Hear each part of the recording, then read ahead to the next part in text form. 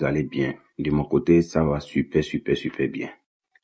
Alors, si un vendeur d'eau est capable d'aller à la recherche d'eau, à la recherche de clients, alors qu'en est-il de ce que toi tu vends?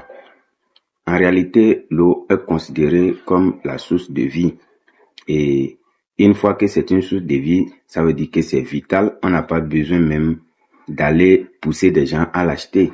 Ça doit s'acheter naturellement et sans pression. Mais vous allez constater que même ceux qui vendent l'eau vont à la recherche des clients.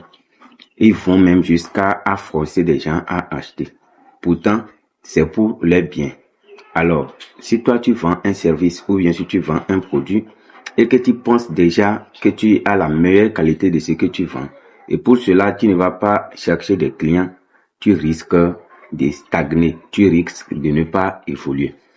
Quel que soit ce que tu vends, quelle que soit la qualité de ton produit, tu dois toujours essayer de proposer ça à des personnes. Même si la personne n'a pas besoin de ça, essaie de lui proposer. Voilà, c'est ce que nous appelons en vente la prospection. La prospection consiste à aller vers les gens afin de lui proposer ce qu'on vend ou ce qu'on fait. Ça ne veut pas dire que ce que tu vends n'est pas de la qualité, mais ça veut dire tout simplement que toi, tu veux atteindre tes objectifs. Tu as un objectif à atteindre. Pour ça, tu ne vas pas attendre que les clients viennent.